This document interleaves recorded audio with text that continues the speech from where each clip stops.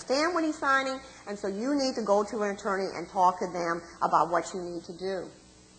And so when we have a situation like this, ladies and gentlemen, even when we have joint tenancy, and we have to understand, well, while joint tenancy is a valuable thing to have, and we can have joint tenancy on bank accounts and on real property and anything we own, when we have joint tenancy, both joint tenants have to be competent at all times to sign all legal documents. So when we have a situation like this where somebody has lost their capacity, whether it be through a stroke, dementia, other illness, then unfortunately we have a situation where we have to seek court approval in order to be able to handle their affairs. And in this case, that is called a conservatorship. Has anybody ever heard that term? A conservatorship is basically what I refer to as an adult guardianship.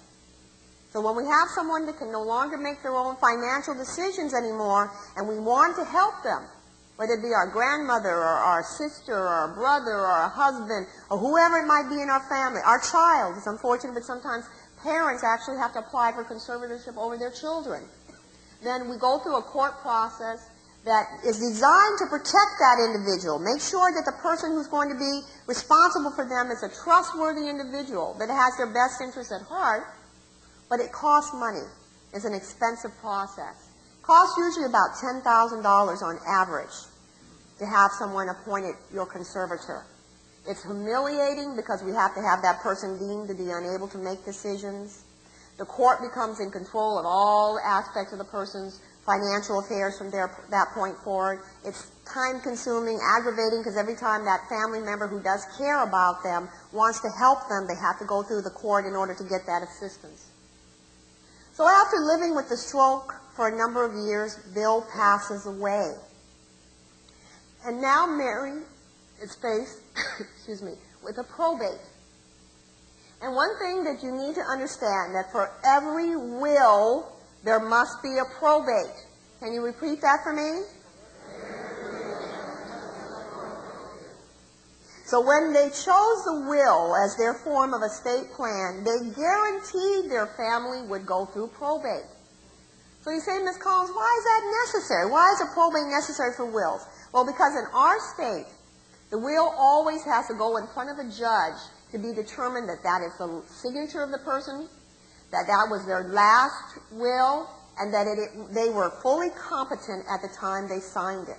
And that's an examination that has to be made of every will in the state of California, and that's why every will requires probate.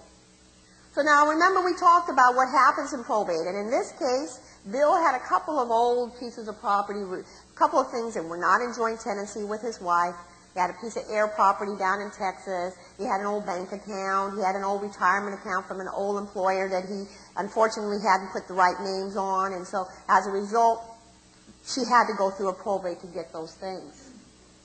Now let's say that the whole estate had to go through probate for illustration purposes, and let's say that that was $700,000 as we previously mentioned, and that we applied a 25% probate cost to that. What we would have, ladies and gentlemen, is about $175,000 robbed from the family, depleted from the assets that they worked so hard for all of their lives to get in order to simply move property from one person to another, leaving the family with only $525,000 of those assets. So after going through this, Mary said, there's got to be a better alternative. When Bill got sick, I went and I got a will. And what happened? Okay, when he couldn't make decisions anymore, the will didn't help me because, ladies and gentlemen, a will is only operative when someone dies. It doesn't help you when someone gets dementia. It doesn't help you when someone has a stroke. It's only operative at death. So here she had a will. It didn't help her when he needed her help. And then when he passed away, the will did what? For every will, there must be a probate. So she was guaranteed, the family, that they were going to go through probate. So she decided, I got to check out something else and find out there's got to be a better alternative because I don't want my children to go through what I went through with Bill. So what does she find? She finds out there is a better alternative, and it's called a living trust. All right, what I would like you to think of, first of all, is a living trust as a treasure chest. It's a place that we put everything that's valuable to us that we want to protect. And actually, it's just another method that we can hold title to our assets. So let's say, for instance, right now, many of you, if you're a married individual, probably hold title in joint tenancy with your spouse. And we talk about the problems with joint tenancy. There are many. But one of them is that when one of us loses our capacity, then the joint tenancy doesn't work any longer, because joint tenants both must be able to make financial decisions when the time is necessary. We might hold something as an unmarried woman or a single man or a widowed woman. That would be, again, in our own name. And then we have the ability to hold assets in the name of a living trust. All right, so let's talk about what happens. Well, first of all, we have to make the living trust. We have to go to an attorney that we trust and make the living trust. And please, ladies and gentlemen, whether you decide to come to me or you go to someone else, please use an attorney. Do not use a paralegal or a financial planner, an insurance agent, a notary, or someone of that sort. There are a lot of decisions to be made in this process, and you need counseling by qualified professionals. But we make the trust, and then we put our assets into the trust. There's 3 positions in every trust. Now, you see this trust has all the assets in it. It's got the home and the cash accounts and the car, and everything is in that treasure chest, protected by it. There's the trustor, there's the trustee, and there's the beneficiary of every trust.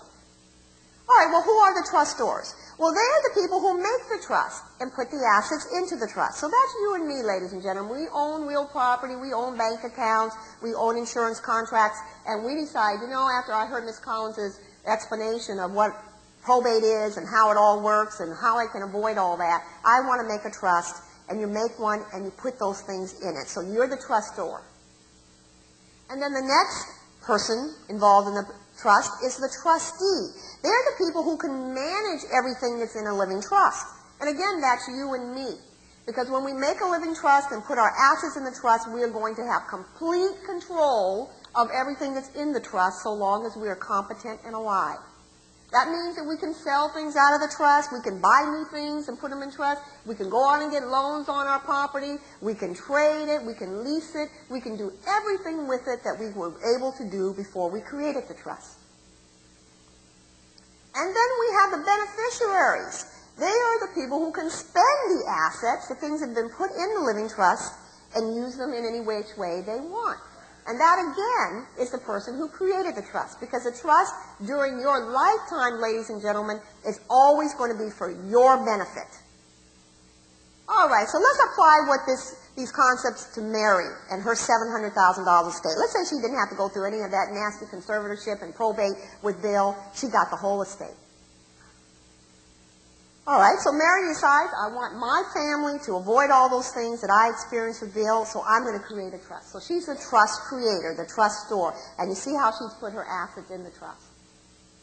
She's also the trust manager. She's the one who has complete control over everything in the trust, and then she's also the beneficiary. She can decide how everything is used in the trust, any which way she wants, and benefit from it. And if she wanted to take it all down and spend it and go to Vegas and take one big bet, she could do it.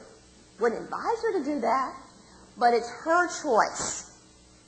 So she occupies all 3 positions in her living trust. She's the trustor, the trustee, and the beneficiary.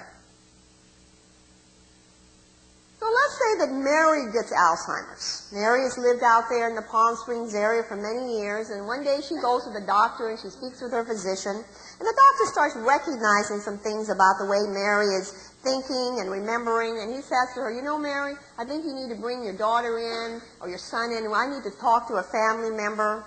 And they come in with her, and the doctor says, you know, she's starting to have some memory problems, and I want you to, be aware of it. And so now Mary needs assistance. She needs someone to help her pay her bills and to make sure that things are taken care of. Mary's still living independently. And so tell me, ladies and gentlemen, in order for her daughter to be able to help her, to be able to assist her mother or her son when mom starts having these problems, you think that we're going to need to go and have a conservatorship appointed for Mary? Okay, we have yeses and we have no's.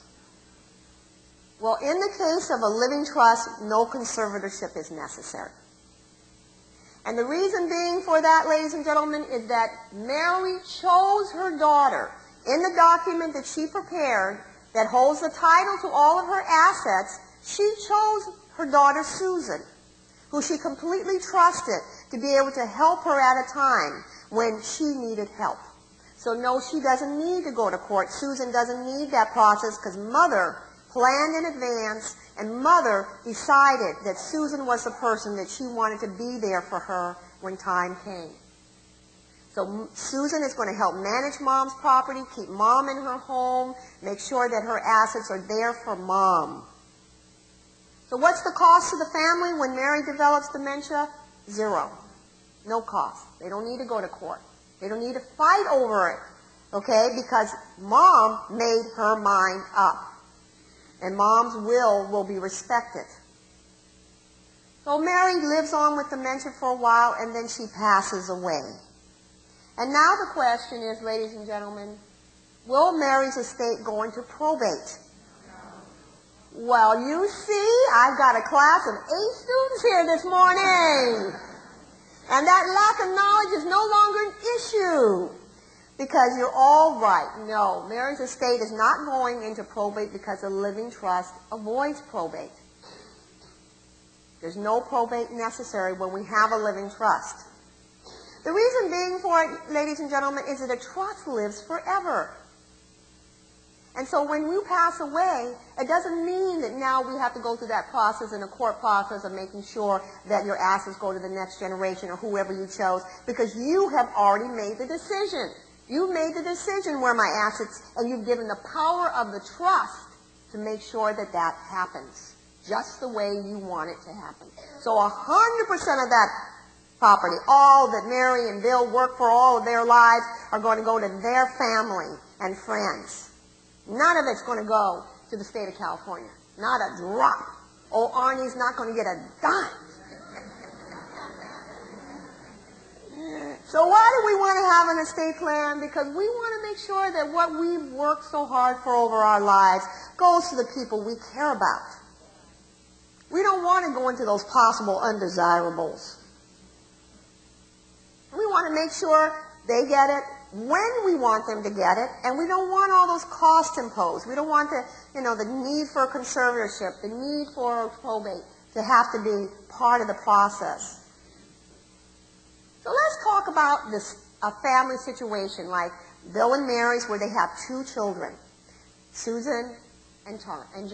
Now, anybody here have identical children? If you do, raise your hand.